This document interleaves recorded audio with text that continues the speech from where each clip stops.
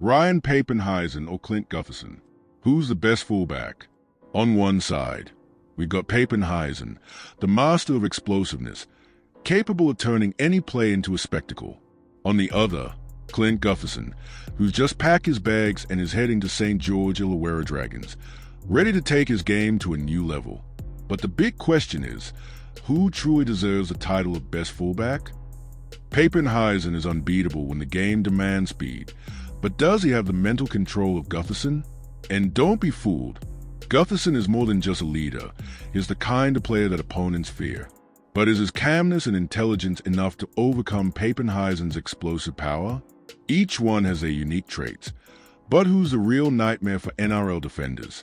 You'll see that the answer is not as simple as it seems. Oh, and before we keep going, take a quick look at the notification bell down below. If it's not activated, go ahead and hit it. That way, you won't miss any of our epic showdowns and will stay on top of everything happening in the NRL world. Let's start with what Papenhuyzen brings to his playing style and strengths. And I'll tell you, if you've seen him on the field, you know exactly what I'm talking about. Ridiculous explosiveness and speed. This guy is basically a rocket when he starts running. No wonder he's a constant threat, especially on counterattacks. When he gets the ball, mate, it's best for defenders to be well positioned, cause if he gets past them, it's game over. He's a top-notch finisher, always ready to score tries. Papenhuyzen's got that killer instinct that few have. He knows exactly what to do with the ball and always pushes the team forward. Defensive contribution. But we can't forget that being a fullback isn't just about attack. Papenhuyzen also has his responsibilities in defense. And when the game demands it, he steps up. He's great at covering kicks and has an impressive ability to reposition quickly. Think he's going to relax when the ball's on the other side? Not a chance. He's always alert, ready to make a difference at the back. Now, of course, he's got his weaknesses, like any player. When he comes up against more physical fullbacks, he can struggle. That's when the challenge gets tougher. But let's face it, who doesn't have a weak point, right? I know you're enjoying this content, and if you're finding this debate interesting, it wouldn't hurt to give that cheeky like, would it? It helps the channel grow and brings more content like this straight to you. Leadership and team impact. Speaking of impact, Ryan Papenhuyzen is one of those guys who, even without being the vocal leader of the team, makes a difference. His presence on the field is like a jolt of electricity for the Melbourne Storm. No matter the situation, whenever he's out there, the team becomes way more dangerous offensively. He doesn't need to shout in the locker room or steal the spotlight. Just the fact that he's on the field is a threat to the opposition.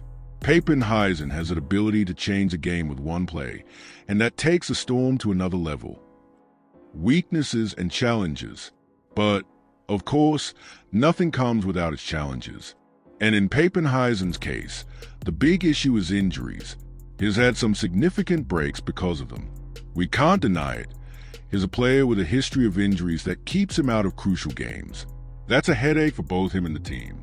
Another point is that, even though he's an emerging talent, he still needs to prove he can maintain consistency over long seasons. It's not easy being an elite fullback for such a long time without hitting a rough patch. The pressure's on him. So, what do we have here? Papenhuyzen is a beast on attack, with explosive speed and a finishing ability that strikes fear into any defense.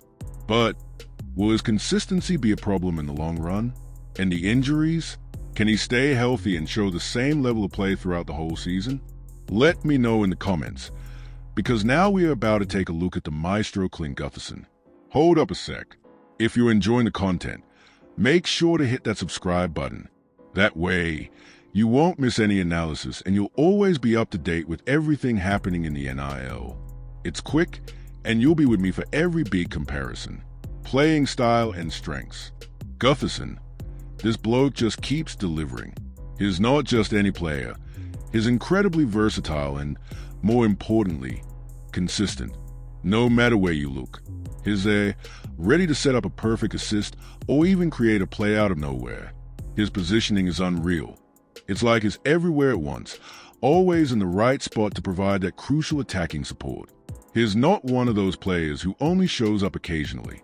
Nah, he's constantly involved, creating chances and linking attack with defense seamlessly. For St. George Illawarra fans, he's a rock.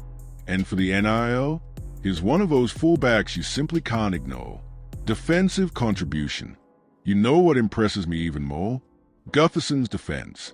He's not just a solid defender. He's a leader at the back. His positioning is spot on, and his communication keeps everyone in sync. It's like he's the brains behind the defensive line, making sure everything stays tight.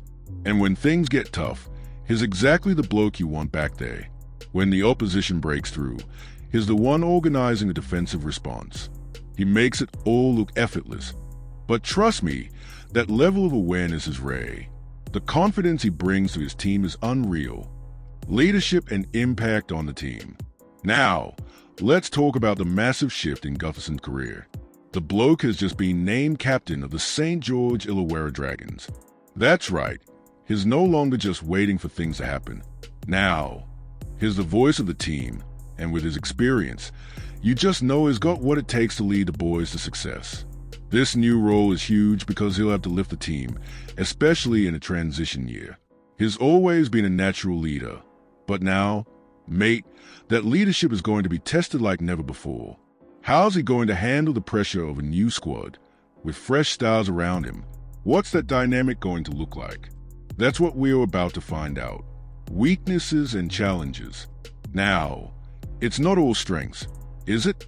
So, what can we say about Gutherson's weak points? The reality is, when you stack him up against Ryan Papenhuyzen, his speed and explosiveness just don't compare. And let's be honest, that can sometimes limit his impact in fast counterattacks. He doesn't have that unpredictable edge that some other fullbacks do. You know, that game-changing moment that catches everyone off guard. Then there's the challenge of adapting. Moving to St. George Illawarra is going to be a massive test for him. He'll need to tweak his playing style, and we'll see how he handles the pressure of being the leader at a new club. Will he shine just the same, or is he in for an even bigger challenge? So, who's the best fullback? All right, now that we've broken it all down, it's time to be real. Who's the best fullback? Look, I'll be straight with you. If we are talking about raw speed, explosiveness, and that game-breaking presence, Ryan Papenhuyzen has the edge. The bloke is a counter-attacking machine, always dangerous, and his consistency on the field is just unreal. But if you're after a leader, someone who brings defensive stability, sets up plays, and is the brains of the team, then Clint Gutherson shines. He's the go-to man when things get tough, and his impact goes way beyond individual moments. So, who's the best? If I had to choose between sheer explosiveness and strategic leadership, I'd give the title to Ryan Papenhuyzen. But, of course, Gutherson is invaluable as a captain and field general. The choice is yours. Now tell me, who would you pick? Don't forget to smash that like button and subscribe to the channel. See you next time.